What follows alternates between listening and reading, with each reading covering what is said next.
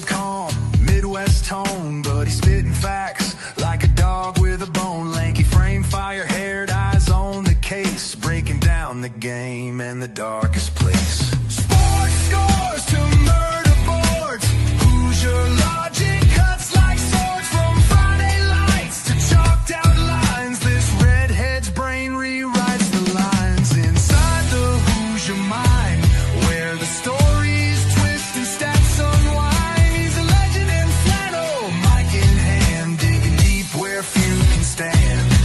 From touchdowns to crime scenes raw, he's got the truth in every draw. Yeah, step in if you dare to find what's brewing inside the Hoosier mind. He'll talk Pacers, Colts, or Colts on trial. Hoosier humor with a devilish smile. He's that redhead sleuth with a box of clues. Takes your headline, breaks the news. With every stat and every scream, he's painting portraits in your stream. Don't blink, he'll tie it tight. From game night wins to murder flight. Inside the Hoosier mind, where the facts hit hard and the lines are blind. He's a ginger ninja, smooth and slick, cracking cases play by play quick. From courtrooms to the hardwood floor, he digs for more than just the score. Tune in and don't rewind, you're deep now inside the Hoosier mind.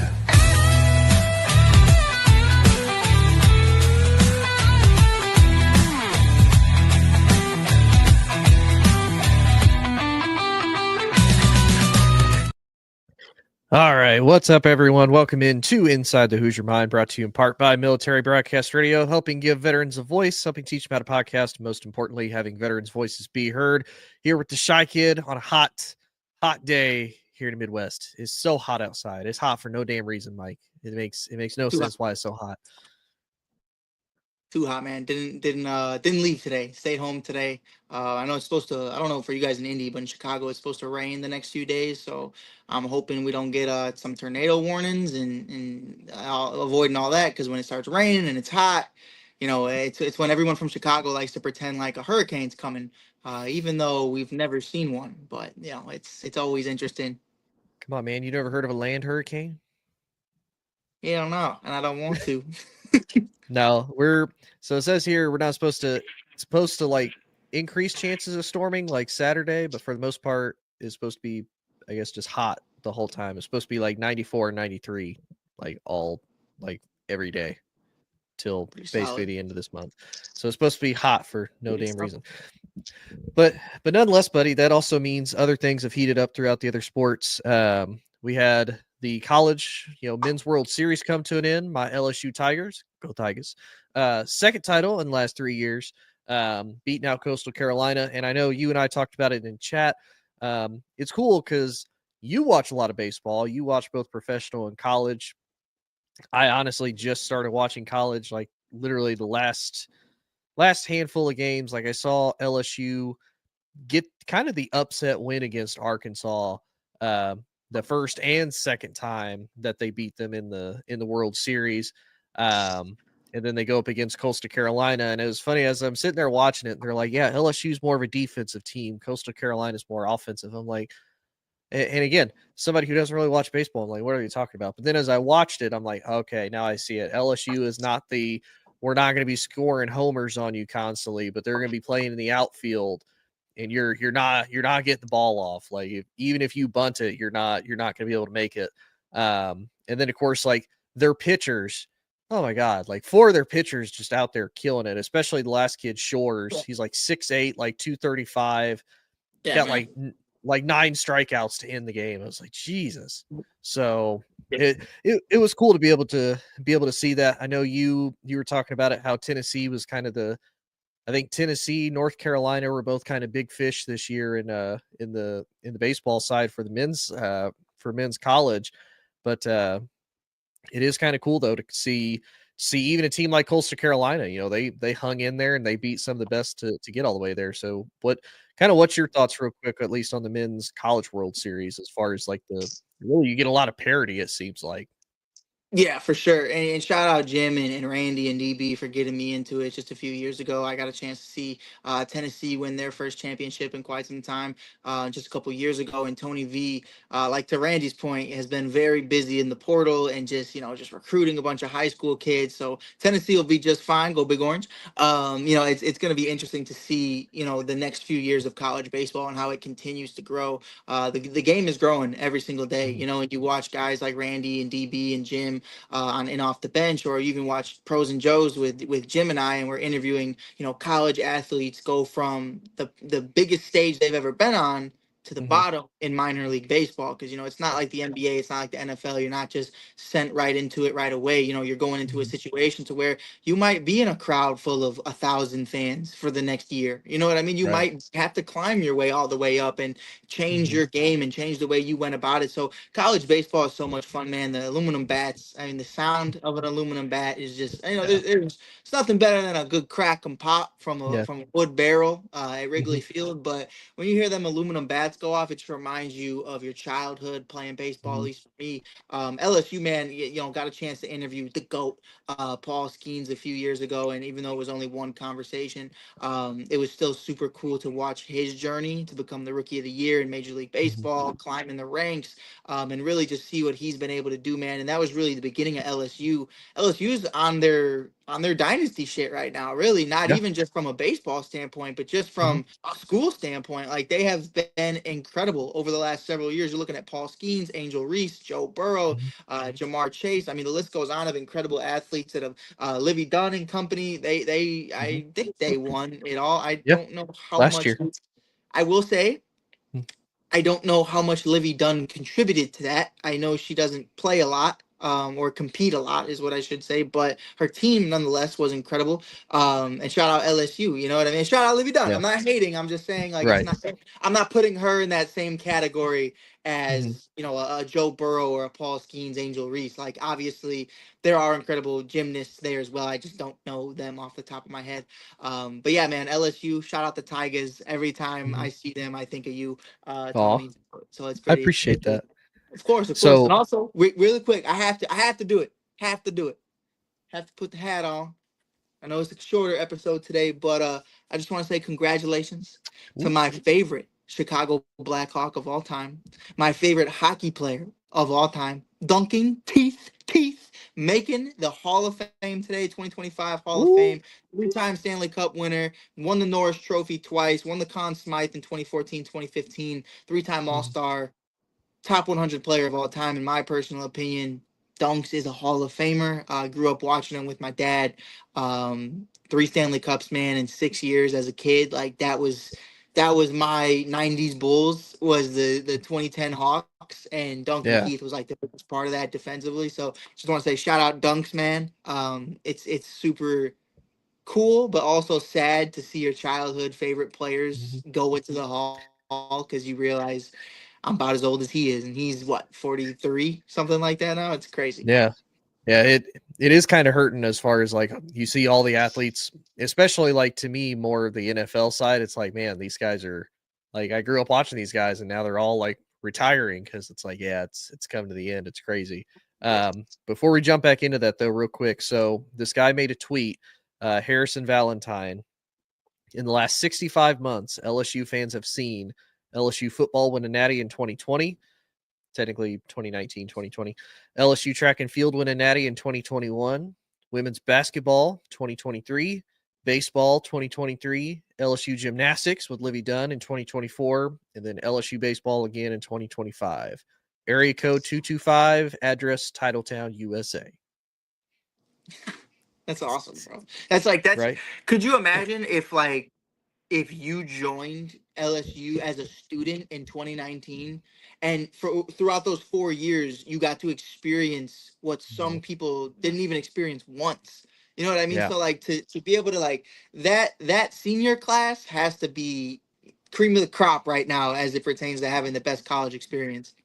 Oh yeah, because I mean, if you're on campus and you deal with that, it's like no matter what LSU does, they're winning. And yeah, You you walk you into just math class and you see Joe Shiesty. What are you talking about, baby? That was because like I feel like nowadays, Tony, and I could be wrong because I only ever went to community college, but Mhm. I feel like 2019, 2020, right before COVID, that was the last time you really saw like athletes going to class. Now, Yeah. like the real celebrities are like remote, and they stay Mhm. away, and then they try to like, they're worth too much. They're worth billions of dollars to the school. So they try to have them do classes remote. So it's cool, man. It's cool. Also, I found my bat. So if you see me Hey, messing around with a bat under the screen, I promise it's just a baseball bat. But so it's an actual baseball bat, not your other bat. it's a wooden baseball bat. Okay. Okay. You better pipe Um, down, good sir. You better. a Yeah, a yeah, but but no, like much to your point though, talking about the hockey player, Keith retiring, like, yeah. and I only want to give this like a quick minute because I Of kind course. of just hate talking about him. Aaron Rodgers finally came out today on the Pat McAfee show and said this season is probably his last. So it's one of those I've seen people, Yeah. they're like, look look at the childhood that's kind of over. Philip Rivers retired, Drew Brees retired, Peyton Manning retired, Cutler retired, Brady, Rodgers, and obviously Roethlisberger a couple years ago. Rodgers is really like the last quote unquote old guy left out of really like the early 2000s and 2010s that's still standing as far as quarterback goes. So now, once he's done, we're going to have a whole new generation of quarterbacks out there. And I mean, you could Mhm. probably include Russ in that because, yeah, Russ came in 2012. Same with Kirk. You Nah, could not Kirk. probably, I don't think Kirk earned that for me. Did he earn that for you? no, Can I not be honest really. with you? I don't Yeah. even put Philip Rivers in that conversation. Like, yeah, you were Really? you were there, but you didn't win. Like, when we talk about Big Ben and Brady and Peyton and Eli and Rodgers, me Bears till I die. But I don't even put Cutler in that breath. Like, you were kind of just there. Like, those cemented guys, like legends, brother. Like, we got a chance to grow up with some legends, and it's upsetting to see the end. Well, here's the thing though. So here's the thing that I'll defend Phil on a little bit. I won't defend Sure. Jay as much, even though I like Jay, but I'll defend Phil a little bit harder. Jay don't care. Jay at the end of the day, Jay could give a fuck what anybody thinks. I think. That's very true. So Phil finished his career. He has 421 touchdowns. Mhm. He has 63,000 passing yards Mhm. and a 95.2 overall passer rating. So he retired fifth all time in passing yards, and I'm trying to see where his touchdowns rank. I think he's still top 10 in touchdowns, I think. Okay. Hey, So I mean, he deserves love for sure, but yeah. it's just when we talk about winning, you know what I mean? Yeah, now he never got to a Super Bowl. Now you do got to give the man credit. He played Tom Brady and the Patriots with like a torn ACL the whole game. Yeah. I mean, they still took a L, but I mean, he's up He there because tried. you got to think, like, if you think of him, like, who was his best running back? LaDainian Tomlinson, and he had him Yeah. basically his whole career. You look at the other like big name that he had there in San Diego with him. He had Antonio Gates, and helped make Antonio Gates what he was. So I mean, he But like those don't get me wrong, I get defenses it. didn't help.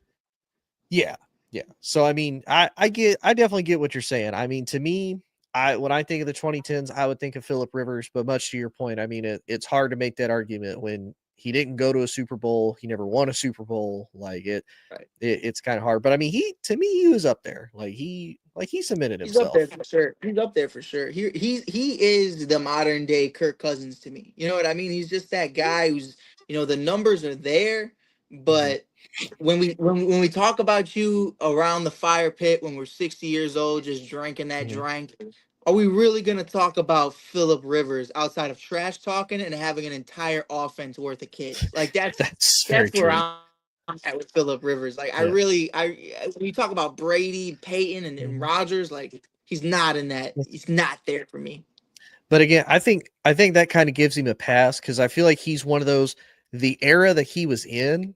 Like you Yeah. got to think, you had to go through Peyton, you had to go through Brady, you had to go through Roethlisberger. Like, like you're the Mhm. fourth best dude. Like that's hard. It's just I unfortunate. Yeah, I hear because I you. mean, I don't know. realistically, you kind of look at it like today's like like let's just look at the top 4 AFC quarterbacks real quick. And I know we're not getting into any of the topics we talked about. We're just free balling at this point. We're going Yeah, I commando. like that we're getting into football though, Tone. It's almost that Oh, time, baby. dude, I love it. We're like 2 months away. So, and hey, we're like less than 2 weeks away from NCAA 26. I'm so excited. It looks so clean. It looks so good. But I mean, you look at the NFL right now, like if you look at just the AFC side, just the AFC quarterbacks, you got Mahomes, you got Allen, you got Burrow, and Lamar. Like, I don't care who you put in whichever order. Who's like, fifth? Like whoever's fifth is fucked. Like that's just like, what it is. Some people put Herbert. Who else could you? I mean, you could put CJ Stroud. I don't know how many people are going to put Tua, but I mean, you maybe. I was going to say some argue Tua, but yeah, no. So I mean, you got to think like, look at all that talent, and yeah, Herbert. Hey, buddy, you fifth. You the fifth best quarterback in your own conference.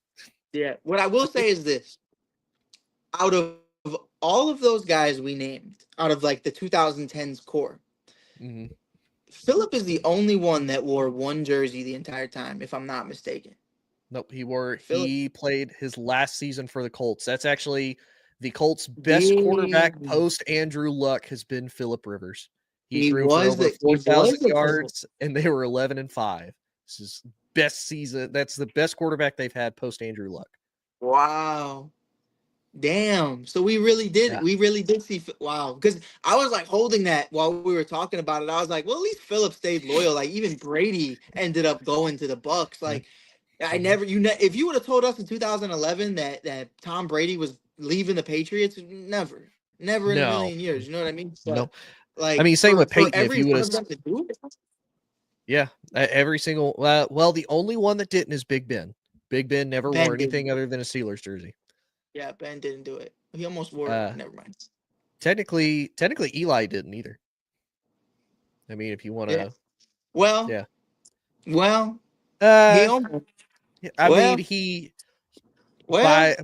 By history, he did because he was picked by the Chargers. He never wore it, but he was picked. He wore the hat for a couple minutes, but and he's like, "Nah, I'm out. No, no, Phil, you have this. Take it, Phil. Take it." But nah, dude, I'm so excited for football season. I'm so excited. It's gonna be great, bro. Did you do you want to talk about? Do you want to talk about that thing that happened this weekend, or you want to talk Pac-12 first? Oh, I was gonna say we do got to talk a little bit about basketball because I'd be remorse if we. Of course. You have to remind you got to message me about the thing because I don't know what the. Oh, you know the little Caleb Williams thing that happened this weekend. Oh yeah. We'll talk about that. We'll save that for the end of the show. Don't worry. We're gonna get into. We're gonna get into. We'll talk about it. But I would be remorse if I didn't talk about the Pacers. And in all honesty, even though they didn't win the championship, this is probably the most successful season the Pacers have had in 20 years. Albeit it was at the price of Tyrese Halliburton, tearing his, snapping his Achilles and whatnot 7 minutes into the game. Pacers team that everybody doubted wasn't supposed to be there. They weren't supposed to beat the Bucks with Dame and Giannis. Ended up beating them. They weren't supposed to beat the number 1 seed in Cleveland. They beat Cleveland, and they weren't supposed to beat the Knicks. They ended up beating the Knicks. And then they weren't supposed to take the Thunder even close, and they ended up taking them all the way down to 7 games. So, I mean, big shout out to the Pacers for being able to do that. I don't know if you saw it. I don't know if anybody sent it. I don't know if I sent it in our group chat or not. Somebody brought up a really interesting thing for at least the Eastern Conference all the way up to the championship. There's 3 guys that all had some type of major leg injury. All of them were Achilles. Yeah. All of them wore number 0, and all were in the East with Dame first, then Tatum, and then Tyrese. Mm-hmm. Little bit of a weird coincidence. Everybody wearing 0s. Like, yeah, your Achilles gone. Not mine. It belongs to Adam Silver. That's how he stays young, brother. He just keeps eating people's Achilles. But I mean, what's your thoughts, buddy? I mean, I know you're a Bulls fan. I know you're close to Indy, but I mean, the Pacers are also in the East with the Bulls, so I can understand if it's like, yeah, now we're not rocking with you. But I mean, it to me, it was one of those. It was an interesting finals all the way because I mean, you didn't have you didn't have somebody that had won a championship before, as far as like, you didn't have the Joker, you didn't have Golden State, you didn't have Tatum and the Celtics.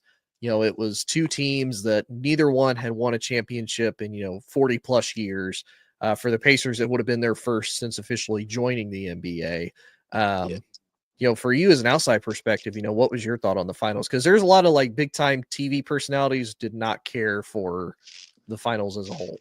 Yeah, I mean, you want my honest answer is I only watched one game, and that was Game 7. I watched all of the highlights. I watched every single recap I could after the fact.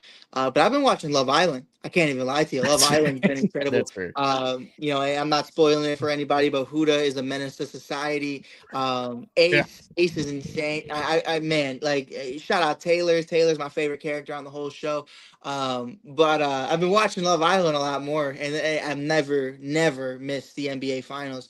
Of course, you're not going to miss the first Game 7 since 2016, but we had to watch that, and it's unfortunate, man. As a Bulls fan, obviously Indiana, there's some bad blood there from the Reggie Miller, Michael Jordan days, but nonetheless, man, like I'm a basketball fan first, and one, you just never want to see that happen to anybody. But two, Tyrese Halliburton is an incredible human, incredible person, from what I can tell. I love listening to him on the Pat McAfee show, and just him as a person. I loved watching all the players that the Bulls could have drafted be on that Indiana Pacers team. Obi Toppin, Nesmith. You got Tyrese Halliburton. We took Patrick Williams, and him and his 9 points per game ended up getting $90 million. So shout out Pete Will. But it's unfortunate, man. And like, again, I know a lot of people are saying he shouldn't have played in that game. Kendrick Perkins was kind of talking about how, when you have a calf strain like that, you're more probable to having a Achilles tear or Achilles rupture. You're more sustainable to that. Kevin Durant went through the same thing. We saw Kobe Bryant go through a similar thing. But at the end of the day, man, it's Game 7, and this is something that you worked your entire life for. I don't think he would take that back even for a moment. Now, I did see he had a really long Instagram or Twitter post. I haven't gotten a chance to read that yet. He had a successful surgery. But I would think that Tyrese Halliburton would play that game 10 times out of 10 if he had to redo it, just because he was on a heater too. 9 points in the first 7 minutes. Like, Tyrese Halliburton had that look in his eye, like he was, whether win or lose, he was going to make a statement that, you went from the most overrated voted player in the entire league by your peers, and you just walked down OKC to Game 7. It's unfortunate we didn't get to see that kind of masterclass. I did take a little long to answer that question, but I do think he deserves hours on that. And as for OKC, man, shout out OKC. I grew up a Russell Westbrook fan. It's unfortunate that none of those guys, Harden, Steven Adams, KD, Russ were a part of that. I hope we get to see Russ at the parade. I don't think KD would go, but I think Russ would go. And shout out Caruso, man. We traded him away from Josh Giddey over the summer, and he ended up winning his second championship. And did you hear what Alex Caruso said in an interview, Tony? I did. I heard that he considers this one counts more than the bubble championship that he won with the Lakers. What do you think about that, man? Because I heard that and I was like, oh, I know Frankie's tight. I know Frankie's pissed. So I got two things on it, because I see both sides. Because here's my argument to kind of defend it for so long.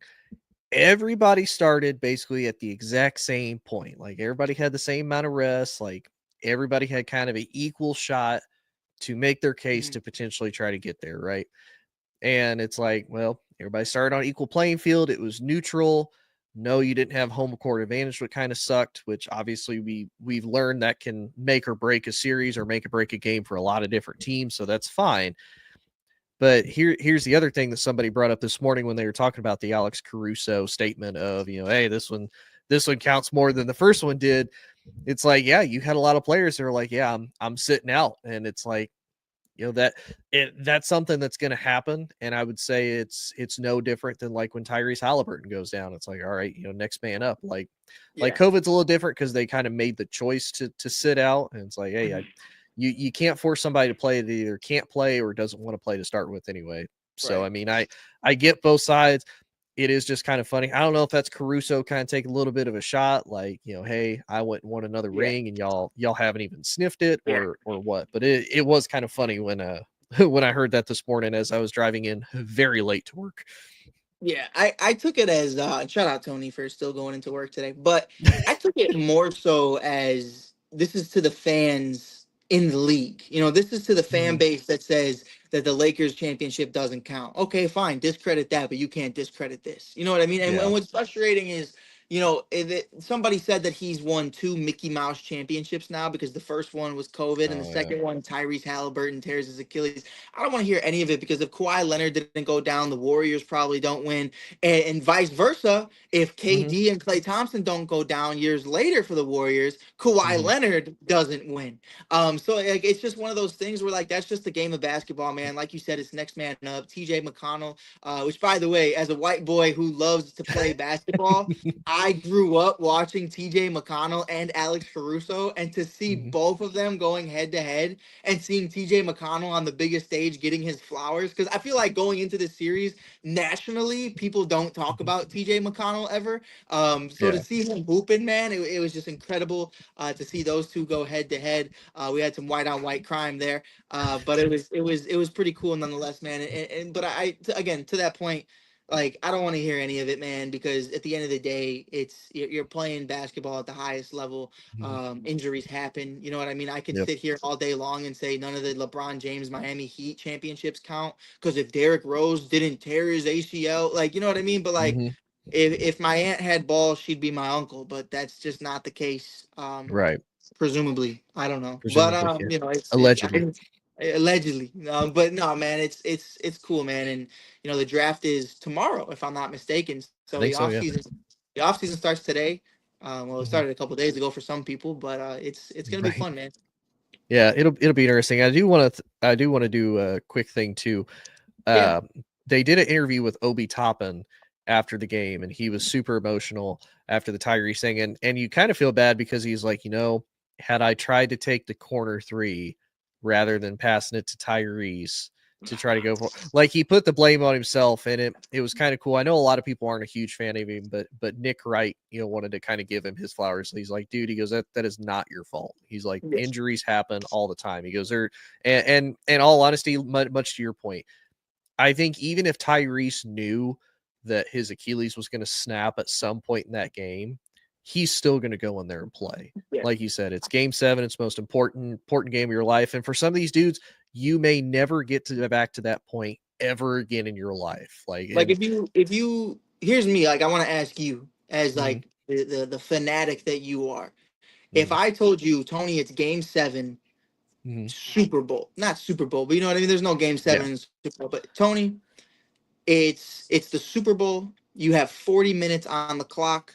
At some point, I'm not going to tell you what minute, at some point you're going to blow out your knee. Are you still playing? Oh, 100%. Because like you said, am I blowing it out and we're already winning, so it doesn't matter? Am I blowing it out and I'm at least keeping us close? Like, is it 39 minutes into a 40-minute game? You know what I mean? Like, you don't know. Like, for Tyrese, it was 9 minutes in, and that's really unfortunate. But to Obi's point, like, I don't want to hear that from him. Not in a negative way, but like, just bro, no. Like, it was a non-contact injury. It's a calf strain. All the doctors in the room will tell you that shit was gonna happen, whether he had the ball in his hand or he didn't. You know what I mean? Like, it just happens, man. Yeah, it does for sure. Well, we were going to take a quick commercial break. When we come back, we're going to talk a little bit more football. We'll talk some college football with the Pac-12 getting a new deal, as well as we'll talk about Caleb Williams kind of lighting a little bit of fire under the cheese. Get him a little melted, get him a little salty for the season to come. Because obviously, I mean, he's 1-0 in Lambeau Field, so I mean he gonna keep going, right? He gotta keep going. But we'll take a quick break, and when we come back, as soon as I find the right commercial, where is she at? There it is. Oh, tune in to Clado's Cacophony of Sound every Saturday night from 9 p.m. to 12 a.m. Eastern on Military Broadcast Radio at mbradio.us or on Twitch at DJ_Clado. MBR, giving veterans a voice.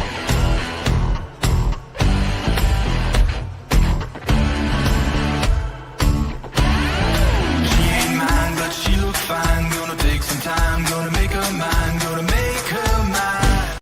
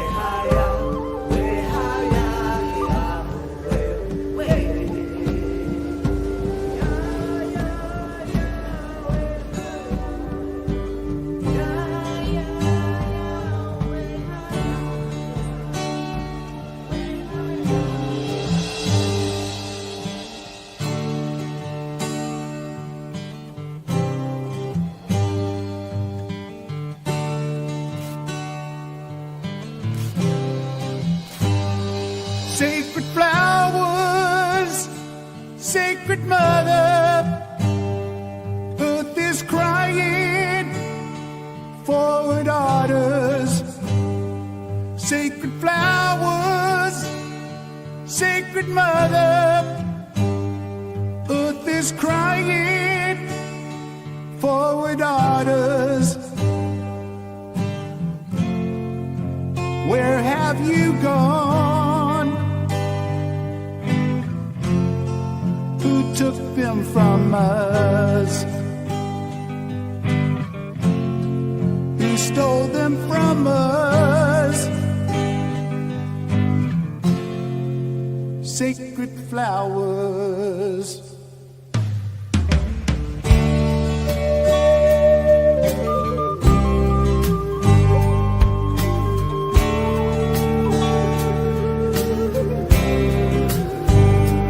Sacred flowers, sacred mother, earth is crying for her daughters. Sacred flowers, sacred mother, earth is crying for her daughters.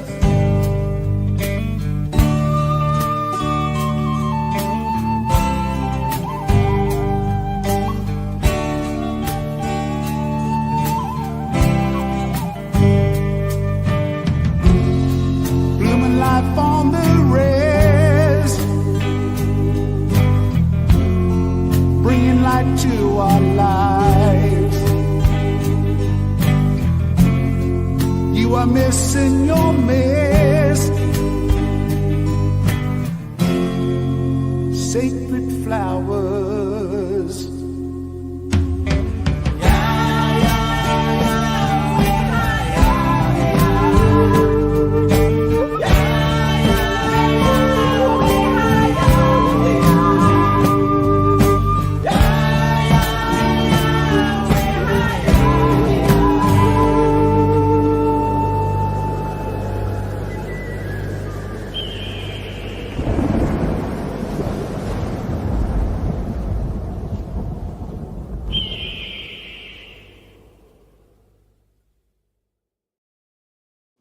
All right, welcome back in, everyone, to Inside the Hoosier Mind, brought to you in part by Military Broadcast Radio, helping give veterans a voice and helping veterans' voices be heard. Back with the Shy Kid, talk a little bit of some football. We're going to talk about the new Pac-12 media deal with CBS, which is kind of a big thing. We might also have a potential little bit of some more college football expansion. We'll see how things kind of go and whatnot with that.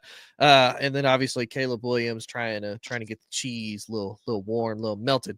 Let's start with college football, though, Mike. And I don't know how much you know about this. I don't know how much because I know you started to get into college football quite a bit. I think between Randy, Jim, and I and whatnot, I think, and you've been kind of following college football quite a bit.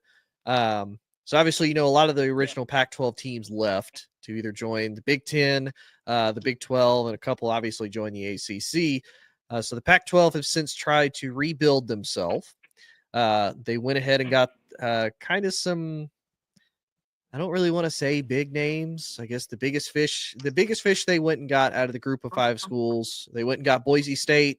They also got Colorado State, Fresno State, San Diego State, and Utah State. They ought to just be like the state at this point, just Pac State. And Gonzaga for basketball only, as well as the 2 original members left, Oregon State and Washington State. They signed a new agreement with CBS that'll be worth annually between 56 and 80 million, or roughly about 7 million to 10 million per school, which isn't a whole lot. They were actually earning almost 21 million per school in their original media deal between Fox and ESPN, but it's double what the Mountain West schools will be earning, and that's what majority of these schools are coming from, is from the Mountain West. Mike, what's your thoughts? Do you think it makes it kind of worth it, or at least a little bit more entertaining? Because I mean, I'm be honest, haven't watched college football for a while, followed it for a while, and looking at some of these schools, I'm like, I know the Pac-12 is doing this to keep their quote unquote Power 5 status, but to me, you're kind of like the zero sugar version of like a power conference. Like you ain't got the sugars, you got the fake sugars that you just trying to be. You like the RC Cola with Pepsi and Coke in the market trying to compete. Like you not there. But what's your thoughts on it, buddy? Yeah, for sure. Yeah, no. Hard pass on watching any of those games in 2025, 2026. Ashton Genty's gone too, so like I really don't care about Boise State whatsoever. Also get so mad when people call out the way I say Boise State. I don't know. There's people say there's a different way to say it.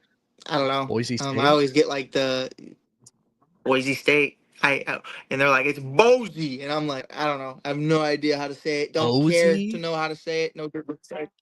Yeah, I don't know. People in my comments when I was talking about, Ashton Genty to the Bears was kind of like a conversation for a little bit, and I would kind of talk about him, and people didn't like the way I said it, but I was like, honestly, if your takeaway from Ashton Genty to the Bears was how I pronounced the college that nobody knows he went to, it's on you. The Gonzaga. Okay, do you want to be here or not? You know what I mean? Like, I don't really get that one. Basketball only, kind of weird. Doesn't help the Pac-12 whatsoever from a football standpoint. Gonzaga football, keep them. We don't want them anyway. This is a state school anyway, but whatever. Apparently, it's time to kind of just cut ties with that. I understand financially, you're just not going to do that. Like the Pac-12 is probably always going to be a thing until told otherwise.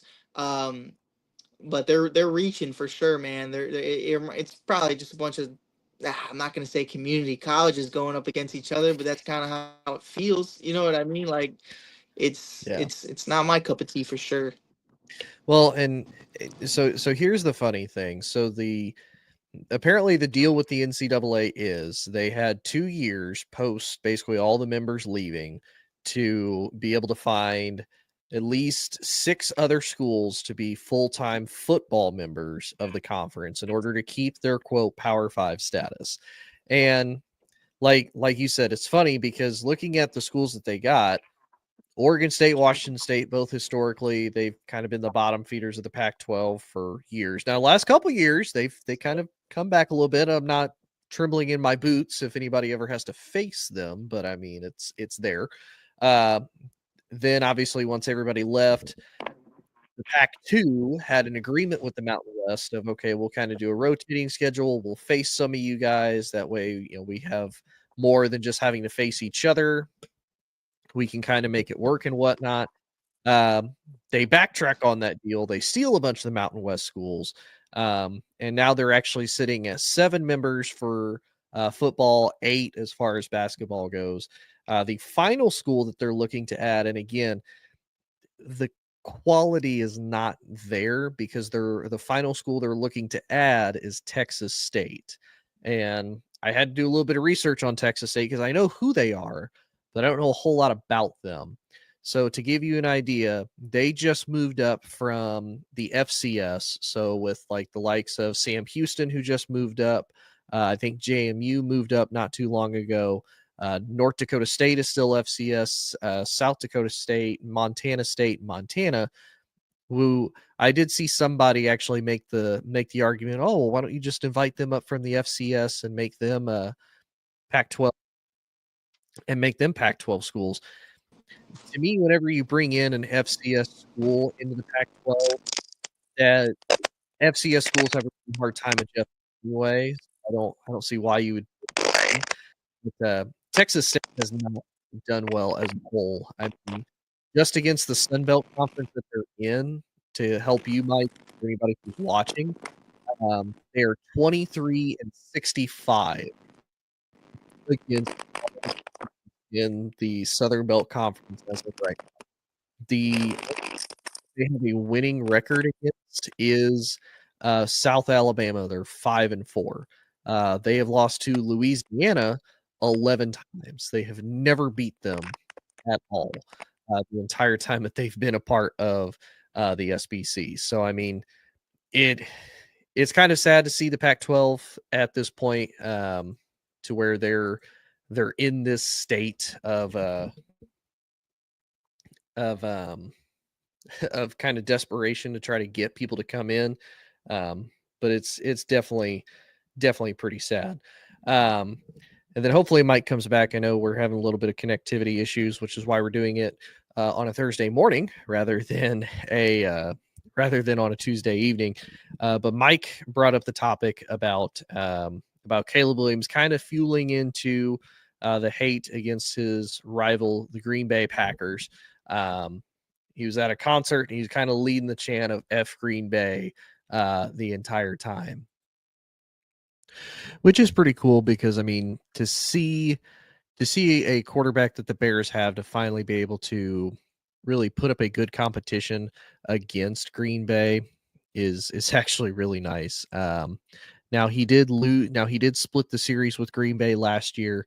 He beat them in Lambeau, but lost in Chicago earlier on in the season. Actually, well, not early on, kind of later in the season. They finally faced November 17th. They ended up losing to Green Bay. He was 23 of 31, 74% completion rating, 231 yards, no touchdowns, but no picks. He was sacked 3 times. And then to end the season, very last game of the year, January 5th, they go to Green Bay. He's 21 of 29, almost 73 he's 72.4% completion there, 148 yards. He did have a touchdown, no picks, and only sacked 1 time through that. So he's thrown almost 400 yards against Green Bay, only 1 touchdown. He's got about 73% completion against him.